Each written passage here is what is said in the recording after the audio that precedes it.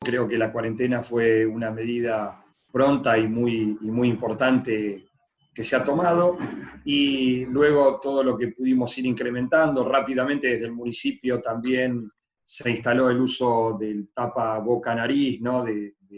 O el uso de barbijo obligatorio, ya sea para el personal de salud o para toda la población cuando sale a la calle.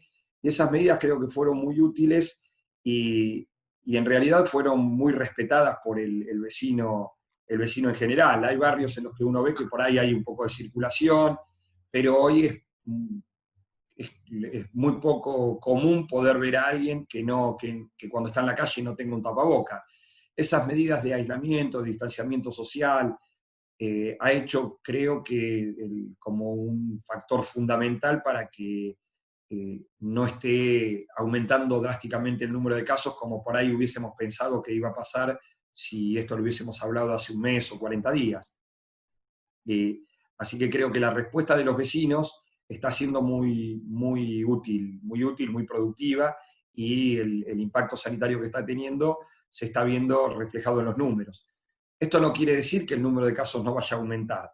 Seguramente que el número de casos vaya a aumentar, porque a medida que va entrando el invierno, a medida que vaya habiendo más circulación de gente, las posibilidades de que aumente el número de casos son claras y concretas. Nosotros no podemos ser la excepción a lo que pasó en el mundo y a lo que por ahí está pasando en otros lugares de nuestro país, ya sea el resto del AMBA o Capital Federal. Pero sí creemos que si mantenemos el aislamiento social, si mantenemos esta conducta ciudadana que en general estamos viendo, creemos que el impacto no va a ser tan grande como hubiésemos pensado. Nosotros cuando inicialmente empezamos a ver cómo se estaba desarrollando la pandemia y cómo creíamos que nos iba a afectar a nuestro país, lo entendimos siempre de la misma manera, lo entendimos como una situación en la cual desde el Estado nosotros podemos llegar a dar respuestas que pueden ser muy útiles, pero la realidad es que si nosotros no logramos disminuir la demanda hacia el sistema sanitario, va a ser imposible que el sistema sanitario pueda llegar a equiparar esa demanda con la oferta que tiene, que es lo que pasó en gran parte del mundo. Nosotros, desde ese lado, siempre pensamos que teníamos que trabajar muy fuerte en la promoción y en la prevención, ¿no? O sea, concientizar a toda la gente de la importancia que tenía las medidas que cada vecino individualmente tome. Eso lo vemos hoy en la calle, que si bien se ve mayor circulación, día a día uno ve que va aumentando levemente la circulación, también vemos que cuando hay una fila en algún lugar se está respetando el distanciamiento preventivo, vemos que la gente tiene el tapaboca, vemos que si alguien estornuda lo hace en el pliegue del codo, o sea, vemos que esas medidas se van respetando. Es un cambio al que nos tenemos que ir adaptando. En el uso del tapaboca nariz para el vecino común, el error más frecuente es en el cómo sacárselo. Y ahí es donde por ahí uno no da tanta importancia a ese momento, y en realidad es lo más difícil. Se lo sacan de esta manera, por ahí se lo bajan metiendo las manos adentro para poder hablar y después lo vuelven a subir. Son errores que no debemos cometer. También hay diferentes tipos de tela que se utilizan. Nosotros genéricamente decimos que hablando del material que se utilice, cualquier tipo de dispositivo que utilicemos para tapar boca nariz va a ser efectivo. Algunos más efectivos, otros menos efectivos. Cuanto más porosa sea la tela que uno utilice, más posibilidades de que lo que uno está exhalando en el momento que está hablando, o si estornuda o tose, va a pasar. Si uno tiene un barbijo quirúrgico, por más que uno estornude, no va a salir a través del barbijo. Puede filtrarse un poco por los costados, pero no va a salir directamente. Entonces, ese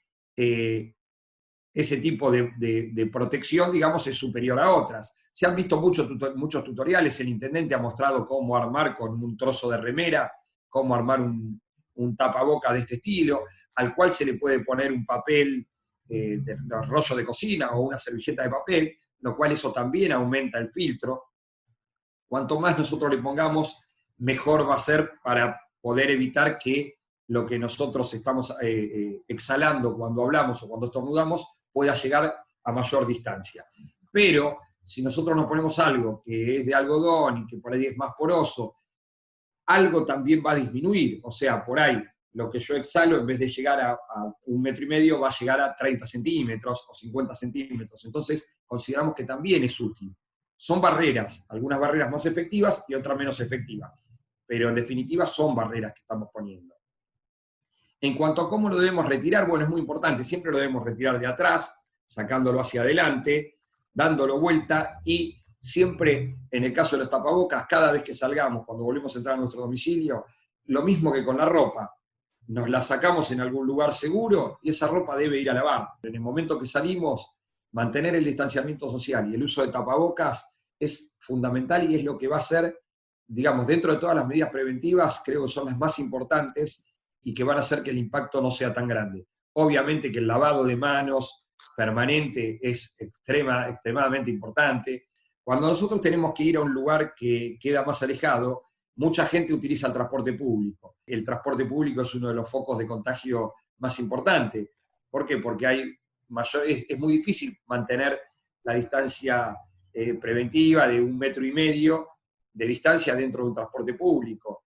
El transporte público tiene muchos lugares en los que uno se agarra, tiene las manijas para subirse, supongamos al micro, tiene las manijas para agarrarse para subir, el respaldo de los asientos donde uno se apoya continuamente, y si uno toca ahí, otro toca también, a alguno que respiró o estornudó que puede haber dejado el virus en ese lugar, lo toca, se lo puede llegar a la boca, nariz u ojos cuando se toca la cara y el contagio ahí aumenta. Y también, obviamente, si uno tose dentro de un lugar en el que hay 20 personas, tenemos muchas posibilidades de poder contagiar a alguien. El transporte público tenemos que tratar de utilizarlo lo menos posible.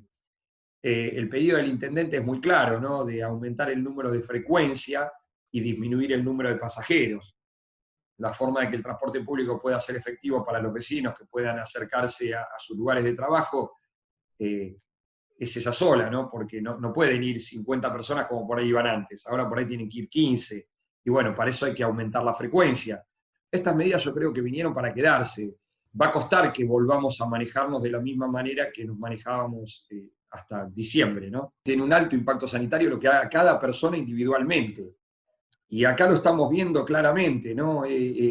Nosotros estamos atravesando dos situaciones inéditas, que es la del dengue, con récord histórico de casos, y la del coronavirus, una pandemia sobre un virus nuevo, porque no estamos hablando de una pandemia sobre alguna enfermedad que ya conocemos, como por ahí hace unos años estuvo el ébola, estamos hablando de un virus nuevo. Entonces esto genera mucha más incertidumbre, pero en los dos casos que mencionamos, vemos el alto impacto sanitario que tienen las medidas individuales de cada una de las personas. Todo lo que hace el vecino va a hacer que disminuya el número de casos y que nosotros tengamos menos hechos consumados que tratar desde el sistema sanitario. O sea que la parte más importante es realmente la que nosotros podemos hacer concientizando a la gente. O sea, si me decís cuál sería el rol del Estado más importante en este momento, es el lograr que la gente entienda la importancia que tiene cada una de sus acciones. Bueno, en la parte preventiva, que es lo que podemos trabajar mucho nosotros, estamos haciendo un operativo de desinfección que, bueno, por ahí hemos atacado algunos lugares puntuales, como fue, por ejemplo, el caso del Hospital Gutiérrez, o en algunos edificios donde han aparecido casos de coronavirus. Lo que uno trabaja es en los espacios comunes para hacer una limpieza integral, como para asegurarnos que no ha quedado uno de esos virus en la pared o en algún lugar o en el ascensor, que es un lugar muy frecuente, en el que uno pueda tocar y luego poder contaminarse. En el Hospital Gutiérrez, cuando tuvo el foco ese de contagio, en el cual afectó a bastante del personal de salud, incluso familiares de los que trabajaban en el hospital, hicimos una desinfección en toda el área de maternidad, ¿no? Que fue una desinfección grande, y en laboratorio, que es donde había habido casos. Así que creemos que las desinfecciones esas son muy útiles y están teniendo muy buen impacto. Otra de las medidas que tomamos es con esos camiones que por ahí hiciste mención, vamos pasando haciendo desinfección por varias calles de nuestra ciudad, ¿no? Ya se han hecho en más de 3.000 cuadras, lo hemos hecho. También se ve que van con mochilas que nosotros decimos nebulizadores, que son las mismas que por ahí se utilizan para fumigar, pero con otro producto, en la que vamos pasando por diferentes lugares donde hay mayor tránsito de gente, en paradas de micro, en puertas de hospitales, cajeros automáticos. Eso se hace continuamente para ir, desinfectando obviamente esos lugares. En relación a los barrios, nosotros desde que arrancamos la gestión previo al coronavirus, previo al dengue, si bien el dengue ya sabíamos que se venía, nosotros en noviembre no sabíamos que se iba a venir el coronavirus, no sabíamos que existía, ¿no? Obviamente todavía, pero el pedido del intendente había sido bien claro, que él quería integrar los barrios más periféricos al casco urbano, o sea, que no haya diferencia de accesibilidad de ningún tipo. Obviamente que es una medida muy difícil de poder llegar a lograr porque todos conocemos que la accesibilidad es diferente. Desde el área de salud, el objetivo que nosotros teníamos previsto era ese, ¿no? Llegar mucho con un trabajo muy fuerte sobre las promotoras, para que las promotoras de salud lleguen realmente a cada uno de los vecinos de los barrios, trabajar mucho sobre la vacunación y demás. Estamos trabajando, o ya sean los operativos de vigilancia o de accesos, y también en llegadas territoriales. Sobre todo hay una franja poblacional, como siempre lo explica por ahí muy claramente el intendente, ¿no? Hay una franja poblacional que por ahí era una clase media-baja y que hoy pasó a ser una clase ya más necesitada y la que requiere de apoyo social, ¿no? Son los que trabajaban en relación de dependencia con el Estado, en algunos lugares que pudieron seguir trabajando, esa gente, digamos, sigue manteniéndose, pero aquellos profesionales independientes, como por ahí profesores de educación física, los peluqueros que siempre quedan ahí en la boca de todos cuando se habla de estos temas. Yo tengo colegas médicos, ¿no? Que no trabajan para el Estado y que no tienen un sueldo fijo, pero que sí tenían su consultorio y tenían un buen caudal de pacientes, y hoy los pacientes no se animan a ir a los consultorios, no se animan a salir de sus casas, y muchas veces cortan tratamientos crónicos, o no hacen sus visitas periódicas, y estos colegas por ahí ahora tienen que hacer consultas telefónicas, porque lo llama el paciente que tiene su insuficiencia cardíaca y no puede ir al consultorio o no se anima. Y bueno, todos esos la están pasando mal realmente porque hoy no tienen ningún ingreso, hoy no tienen su bono de la obra social o el cobro de la consulta. Los profesionales independientes tienen una situación muy compleja en este momento y se está viendo reflejado. Por ahí yo la veo más en los médicos, pero también se ven en los profesores de educación física, se ven en los contadores, se ven un montón de profesiones que se están viendo afectadas.